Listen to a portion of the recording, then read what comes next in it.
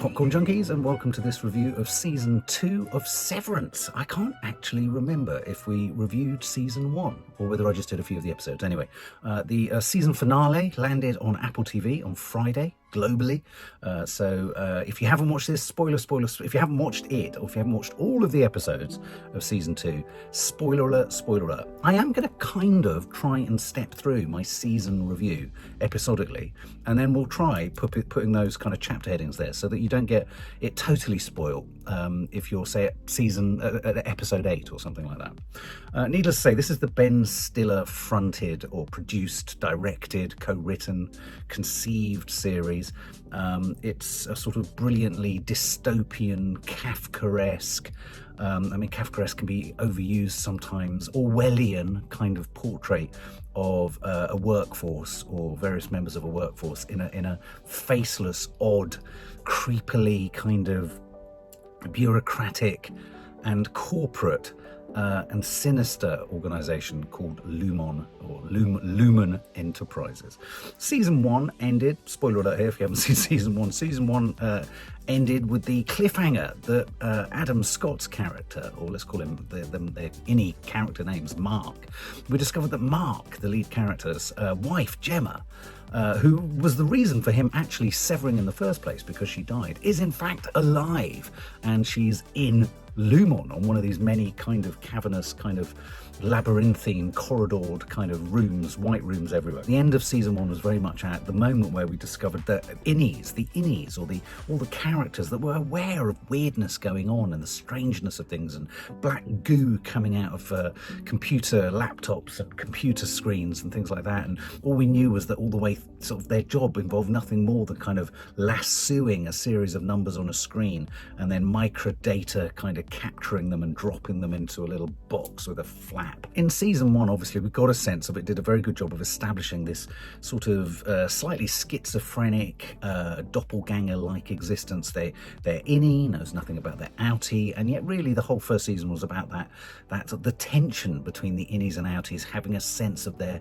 alter egos, their other selves, their other lives, and all these suspicious things going on within Lumon. It was very much for me, it was a parable about the workplace and how as individuals we are often just kind of literally just kind of counters pushed around a sort of administrative board that is capitalism and corporations and all that kind of stuff. I think Season 1 was very much about creating a sense of atmosphere, a sense of tension, a sense of confusion in a sense. And what's great about creating a sense of atmosphere, a sense of confusion and all that is you can remain as impressionistic and non-specific as possible.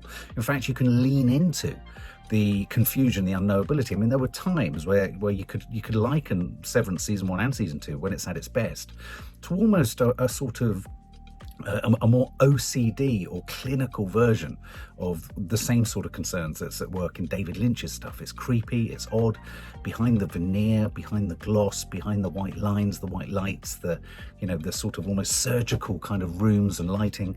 There is a dark, sinister thing at work along dark corridors, behind the radiator, behind the curtains, all that kind of stuff. It's interested in similar stuff. But the great thing about creating that is, like with great David Lynch films, is you don't need to provide the answers. You're building atmosphere. You're creating and generating questions in the viewer's mind. And I think Season 1 created so many questions, and it left us with quite a strong out or end, which was, oh my God, so the very reason he decided to be severed, to deal with his grief, and that's why he was in there, that could be a lie. Oh my God, wow. And that was a great big cliffhanger.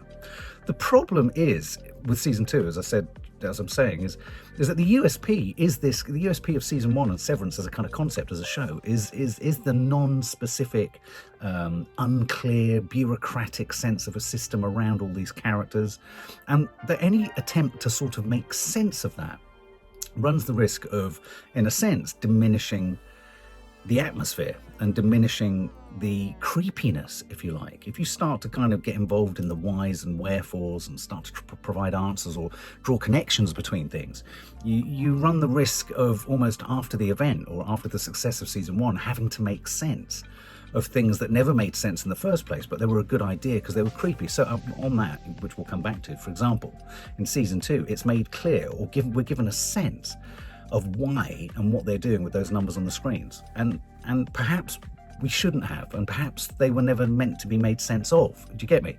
And so I think the problem for season 2, and it is a problem that it succeeds in some ways to get around, and in other ways I don't think it does succeed to get around this issue, is it does seek to make, even in its own weird way, sense of things, sense of those kind of incomplete aspects of series 1, all those loose threads and all those senses of, ooh, what's going on over there?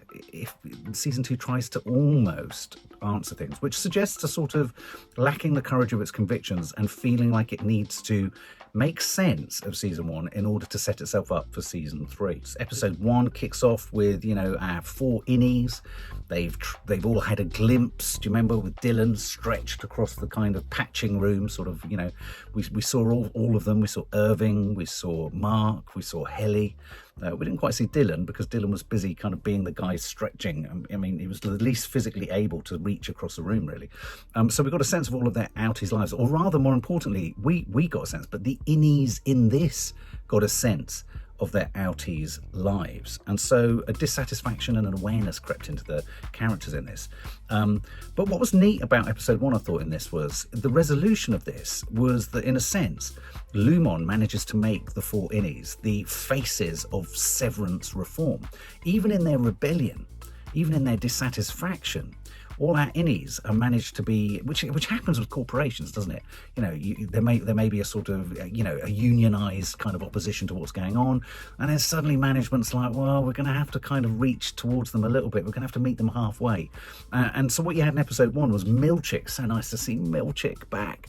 Milchick, one of the most captivatingly sort of watchable characters in recent dramas. He's sinister in his kind of big grinning corporate veneer, and yet behind those eyes you can see, well, what is he thinking? How much awareness does he have of how wrong it is what he's doing and what he's putting people through? Or is he just trying to be the perfect employee, the perfect middle management employee? So Milchick's back. He spins them all into believing that, actually, what you've done is good and it's important. It's a significant moment in the history of Lumon, and we're going to have severance reform. But really, it's just a con, isn't it? Milchick is going to do that thing of dividing and conquering, and he sort of sidelines Dylan right at the beginning there in episode 1 with the idea or the promise of family visitations.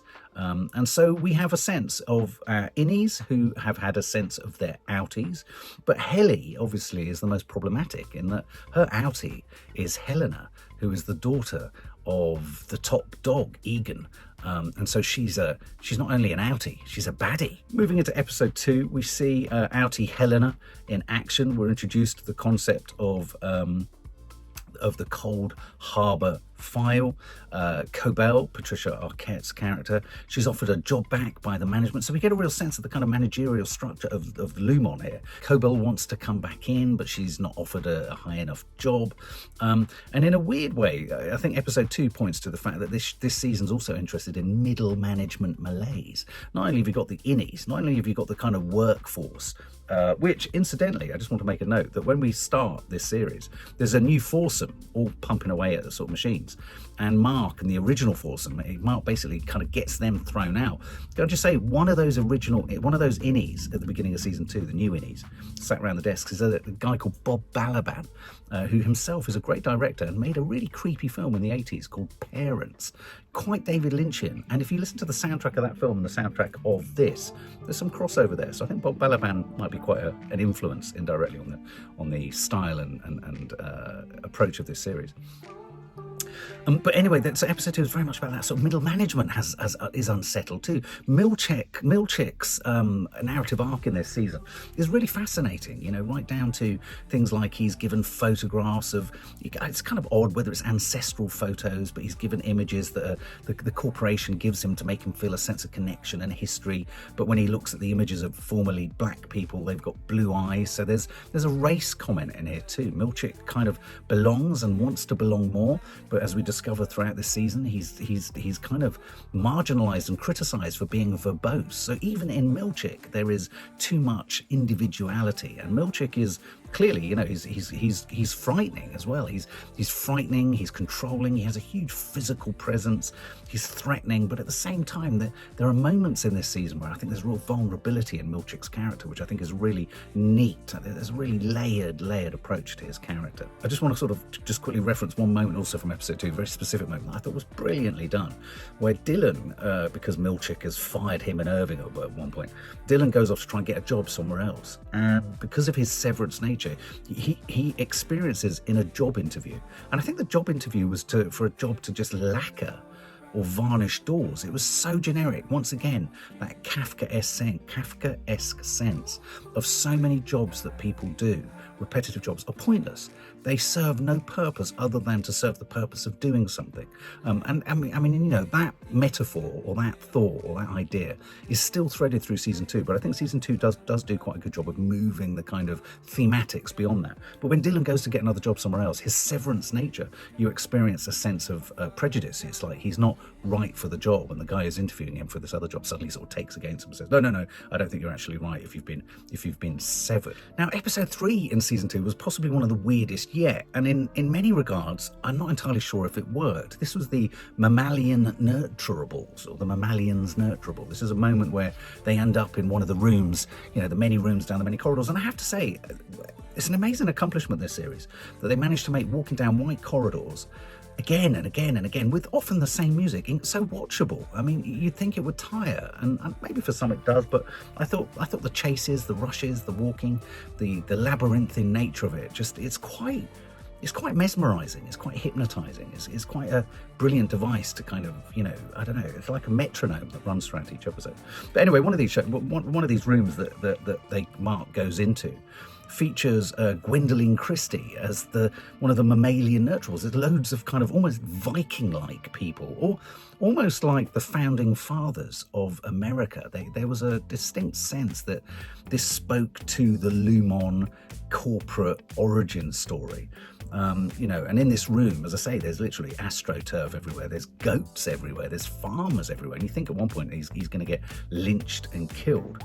And whilst I'm not entirely sure it worked, what it reminded me of was the surrealism that would often erupt in the first season of Severance. There weren't enough moments like this actually throughout. Whilst I'm still kind of troubled with, was this so random, it was just too random for school. Gwendoline Christie was brilliant. She's incredibly there's so much going on. There's madness, there's loss, there's trauma, there's ferocity. So much going on in her character, especially when she re-emerges towards the very end in the season finale. And on reflection, I just wonder whether actually this season could have done with a few more moments, a few more surrealist touches, a few more laugh out loud funny moments. And there are some, but there aren't as many as there were in the first season. I mean, and again, in a weird way, I find that this show too often was striving to make sense of things, and so when you walk in, one's trying to connect everything. I mean, this is a show, if you like your storylines obvious, this is not a show for you, because this is active viewing. The Severance is very much active viewing. The last thing you're being asked to do is sever your brain or sever yourself into a kind of lump and just watch it and let it wash over you. You have to work. But the weird thing is about working is sometimes there's a reward, as in you connect a thought and you go, oh, that's what's happening. But sometimes there's just, I don't get the connection, and the connection doesn't feel obvious. And in this episode, we very much get the reintegration idea. This is a former innie is helping Mark to kind of reintegrate with his outie, with his innie. I wasn't entirely convinced with any of this. It began to lean on too much obvious kind of flashbacks and signed up almost electronic sort of fizzes between. I mean, you kind of have to do it where one has a knowledge of the other, and you're reminded that actually the innie and the outie exist within essentially the same body. Or do they? I mean, there were times in this where I was thinking, are they both operating in completely different temporal spaces? It's one body with two people. And when you start to kind of dig into that a bit too much, it starts to become really difficult to comprehend and really problematic. Are they doppelgangers? They kind of are. Episode 4, completely different. We're taken out of the corporate building. We're out on a team building retreat. I quite like this. Again, Milchick. Milchick was kind of giving them reading from the kind of Lumon, Egan notebooks. Curious, brilliant delivery. I think Milchick provides much of the necessary kind of oddity and humour. His sort of artificial corporate breeziness, if you like. But he's also, as I said earlier, his slow realization that his own identity, his own origins, his own role in all of this is perhaps compromised. Bit of sex happens. Mark has sex, but is he having sex with Helly, or is he having sex with Helena? And we have a moment where really Helly's character, we're made uncertain as to who to trust is who, which Helly is Helly, which Helena is Helena, which one is Mark engaging with, who is he having sex with, and that whole sort of identity doppelganger thing really sort of mushrooms to the point that Irving, in the end, John Turturro ends up having a massive fight with Helly in a lake or a waterfall or something, and it's discovered, it's revealed to everyone that actually Helena was not the real Helly. That whole thing, I don't know if that was kind of bungled or not particularly well dealt with. I mean, there are so many elements to this. It gets so complicated at times that when you start to run down the rabbit warren of making logical sense of it, you run aground pretty sharpish. Suffice it to say, Irving gets fired by the end of episode 4, and we get a sort of corporate funeral in the next episode where his head is made out of melon. I love these things. I love the details of how corporations decide to celebrate things. You know, we're going to do you remember that thing of when you worked for a sort of business? Let's do a birthday card, and it would go around the office and everyone would sign it, and then you get that really awkward eggy moment at the end of a Friday where you'd all stand there and there'd be shitty little sandwiches and there'd be a cake or something made out of melon, and in this case it was melon, and so they had a sort of funeral of sorts, if you like. Meanwhile, Dylan, who I think is one of the strongest characters in this season, if in a sense we spent a lot of time with Irving in season 1 alongside obviously Mark and Helly, but in this season I think Dylan's character really kind of becomes really quite fascinating. He starts to be visited by Gretchen, his wife, and a romance blossoms and develops between the two of them as she comes to visit her husband Innie, who she finds weirdly more attractive and more like the Dylan outie that she first fell in love with. And so you have a developing story there which really comes to a head in a couple of episodes later, which is really neat, where essentially Dylan's wife admits to being unfaithful with Dylan, but with a different iteration of Dylan, and that really fucking mind-fucked me. I was like, oh my God, who's being unfaithful to who? Is she being unfaithful to anyone in doing this? Should she have gone in? Why is the outie Dylan so upset if she's gaining something with the innie Dylan? And then, well, we'll get to that in a moment. Milchick has a performance review. Oh my God, he's told he's too verbose, he's slapped down, and I felt really sorry for Milchick. I think Milchick has a really quite tragic narrative arc in this season where he's striving and trying to be a better sort of meaner boss, and yet almost in a weird way, although he's always sinister in the way that he wants to celebrate and sort of nurture his staff, because you can see that he's kind of turned off somewhere, as in behind the eyes. He does also have a desire to make people feel good, which I think is really quite heartbreaking. He's told he's verbose, and his Milchick's own self-hatred or self-loathing creeps in. In this episode, we also see Irving, John Turturro, goes and reconnects with Bert, played by Christopher Walken. What a weird character. Bert is a bit creepy. Bert's outie is a bit creepy. I couldn't help but feel his invitation of Irving to a sort of dinner with him and his husband as an outie, Bert's husband, was an invitation to a threesome, really. And so you had this odd kind of love triangle developing between, and what I liked about that, it reminded me of that episode in The Last of Us. Really nice to see a gay romance in amongst an age group or demographic that you don't traditionally sort of expect it. It's not that you don't expect it, but you don't see it represented much in film or TV series, this romance between two, not even middle-aged, but quite old men. Episode 6, and Mark, Adam Scott's character, becomes aware now of the Helly versus Helena deception. He's aware that he had sex with Helena. Dylan, in this episode, also kisses his outie wife, Gretchen, when she comes in for a visit. And so this show really presses and leans into the idea of who's loving who if you're loving your doppelganger. And I think this is really rich. This for me is one of the richest thematics of season 2. This is when it all starts to fire off in all directions. because not only have we got the kind of the pointless mundanity of corporate work and being just a token that's pushed around by a big, multinational company doing something that doesn't make any sense but doesn't really matter, you've just got to keep doing it. You've also got the idea of, look, well, what else are we put on this planet for if not to push bean counters around on the screen? Oh, to fall in love. But who are we falling in love with? Who's falling in love with who? Who has more right to their love, the innie or the outie? And this debate is a debate that begins here and really, really comes to the fore, right up until the very final shot in the season finale of this series. I think the idea of who is allowed, who's justified, if the innies of Lumon have a right to know more about their outies, do the innies, if they form relationships? So let's not forget, Mark's innie has formed a relationship with Helly. He's missing his wife Gemma, and they're all really, the theme of this series is finding Gemma. Gemma's alive. So Mark's outie is in love with one person, and Mark's innie is in love with someone completely different. Dilemma. Conversely, Dylan's outie is in love with one woman, but his innie is now falling in love with the same woman. How do you play that one out? And so I think, in a sense, this is episode 6. This, it's kind of exploration of loyalty. For me, was the rich loyalty, love, the rights to being able to, having the right to love who you want, how you want. I thought this was really one of the really richest moments of the entire series. Episode 7 was interesting. It was a flashback series where we got to see how Gemma and Mark met. We had threaded into their backstory the fact that they struggled to have children, didn't struggle to conceive, but she has a miscarriage. They have a heightened kind of discussion about the cot, and they build the cot and then they don't have the baby, or they get the cot and they don't have the baby, and then this sort of creeps into. We then creep back. We flip over to Gemma, flashback to and fro to Gemma she's in the Lumon building. She's being prodded, probed, and tested by the creepiest doctor with the most sensationally blue eyes. I couldn't help but feel, connecting his blue eyes with the mammalian, whatever they was, the mammalian nurturables, whether there's a sort of, and given the blue eyes of Milchick's black forefather, if you like, given to him in a portrait, you've always got this weird art everywhere, and the art everywhere for me is very fascistic.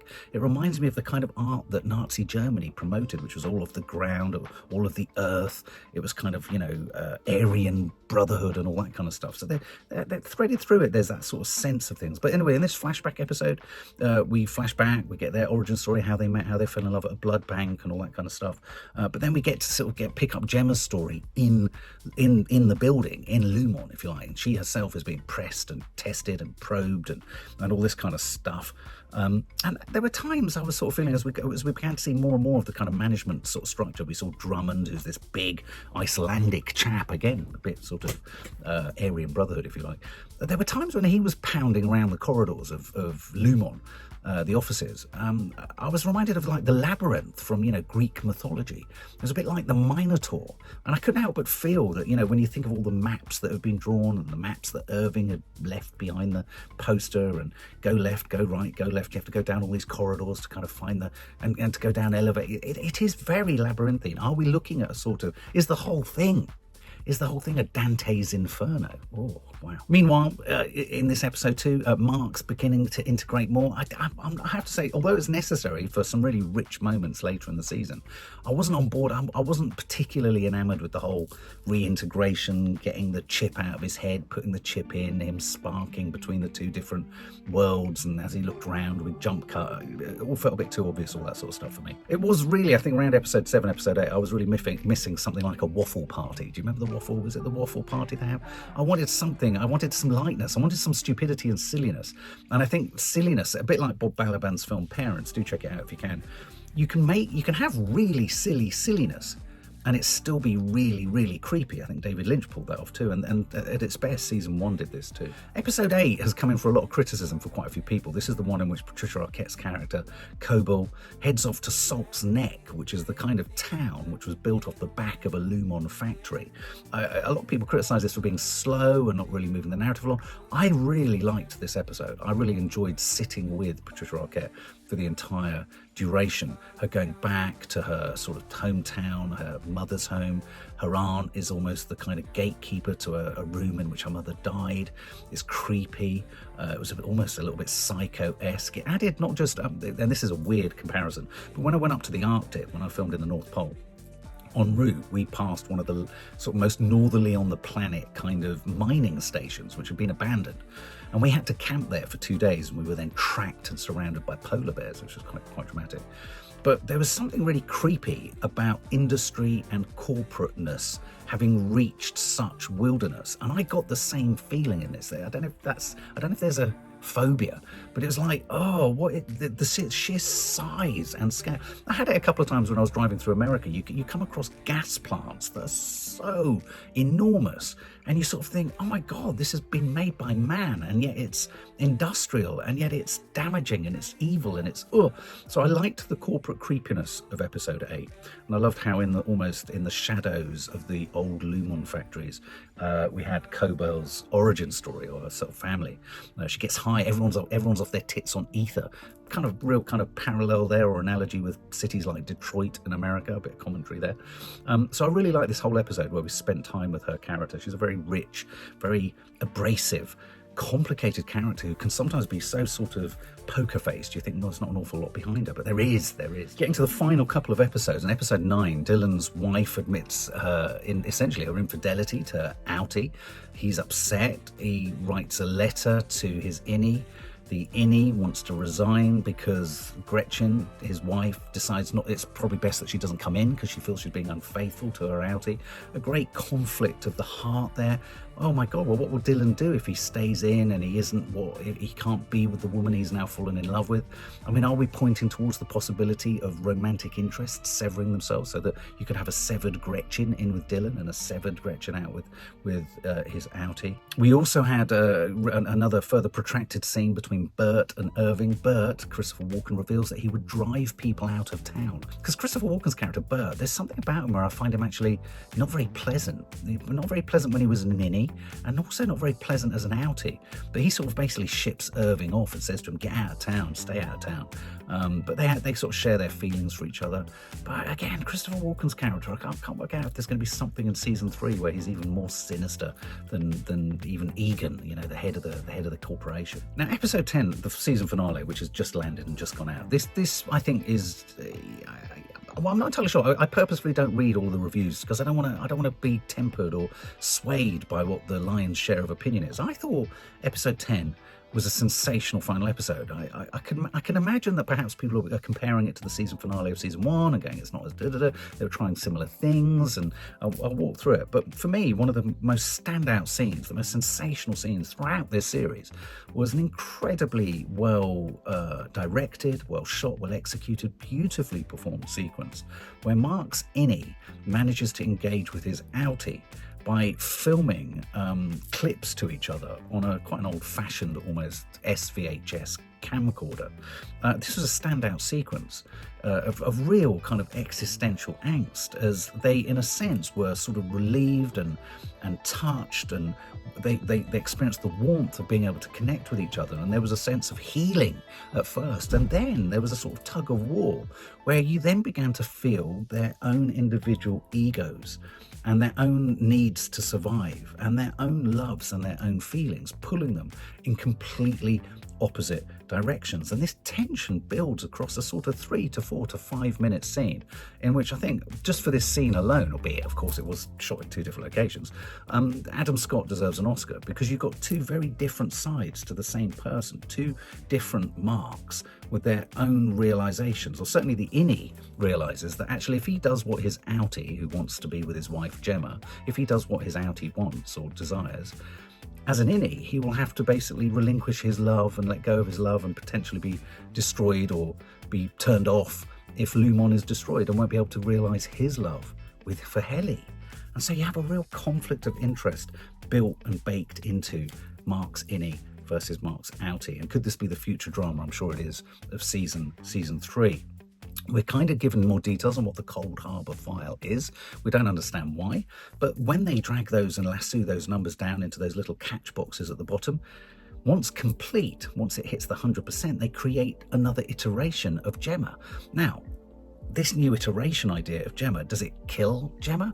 Is it a rebirth?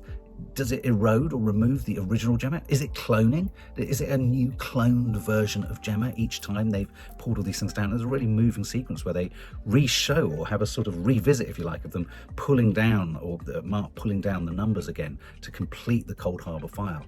And when they're looping those numbers, they're feeling emotions. They almost meant that I can't work out whether giving some logical sense to the looping of the numbers and the pointlessness, giving that a point, even though it seems like still a weird point to it, does it remove one of the strengths of season 1, which is the futility and pointlessness of tasks? Suddenly the task has a purpose, and I couldn't work out whether that diminished the dramatic strength of the task, if you know what I mean. So in a sense, we're none the wiser, certainly none the wiser as to why Lumon does what it does, or gets Mark and all these employees to do what they're doing. A brilliant scene where Milchick brings in the marching band to celebrate Mark having completed the Cold Harbour file. And the marching band scene, one of the most brilliantly directed, sensational, odd, batshit crazy, Milchick giving it some dancey fucking madness, weirdness and kookiness, swinging his baton in the air and doing all of that stuff. I was absolutely hooked. This was just brilliant. We then have, as if that's not enough, the season finale rumbles through a stabbing, an incredibly vicious, violent, bloody stabbing of one of the key managerial characters of Lumon in the lift. So we have a bloodied Mark. We have Gemma in a room, or an iteration of Gemma building a cot. And of course, the accomplishment here is Lumon are happy because the Gemma that we're seeing, I presume it's the Gemma that the Cold Harbour file being completed has created. She's constructing a cot, but she's feeling no emotions. This is the test to see if she's forgotten her previous life. And so it becomes a sort of, can Mark rescue Gemma? Mark's going to rescue Gemma. He's running around. He's trying to save her. We've then suddenly got Gwendoline Christie from the Mammalian Nurturables. She's got a goat. They're going to have to make a sacrifice. And suddenly it all became very devilish and demonic. A big shout out to Gwendoline Christie, there's one shot on her face where she's just standing looking. Sensational performance here by her. Helly is in the background. Now, the interesting thing about Helly in this final episode is she's there, but she's never really there enough, which leads me to my thought as the show rumbled towards an incredibly dramatic end. I was getting all sorts of Clockwork Orange vibes, Minotaur vibes, Sacrificial, all that sort of stuff, the elevator violence. It was all kicking off. This was hell. But as we get to the point where Mark's going to rescue this iteration of Gemma, the thing is, which iteration of Gemma is this? Is this the iteration of Gemma that he's married, or is this one of the 25 that's been created from all the files he's created? He gets her through a door. Once she's gone through the door, she becomes her outie. So she's now the outie that wants Mark, but Mark is an innie. And at the point where he spins round, and this is the biggest spoiler of all, this is the end of the show, he turns around to Helly, who's at the end of the corridor, calling at him to join her. This is the innie Mark. He's in love with Helly. It's not that he doesn't care for Gemma, but he's not the outie, so he's not in love with Gemma. He turns to Helly, and he runs to Helly. Now, I haven't heard it suggested yet by one or two of the people I've listened to. How do we know the Helly that's calling him isn't Helena? And therein lies my thought, that is he running off with the wrong Helly? And has he put the wrong Gemma out into the outie world? And here's one final thought. One of the characters who was a really neat, odd, surreal addition to the whole thing was Huang, who's the young girl. And the young girl, I personally think, running into, as we sit here at the end of season 2, ready for the rebirth of season 3, could Huang, the young girl who's Milchick's, deputy, could she in fact be the daughter of Mark and Gemma? Or, here's another thought, could Huang be another iteration, a younger iteration of Gemma? Where are they running to? It was a bit of a Butch Cassidy and the Sundance Kid end, wasn't it? The way it ended on a freeze frame of them running towards camera and then it zoomed in.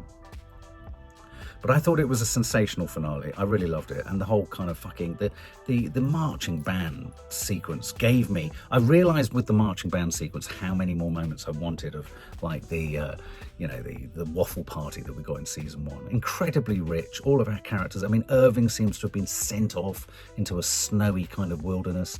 Dylan, what's going to happen for Dylan? Where is this going to go? How is this going to unfold? And although it strived to kind of make sense of some of the decisions Lumon was making, I think it succeeded at leaving so many of them unanswered that we have still got the big question: what is Egan? What is the guy at the head of this fucking weird organization? What is this all about?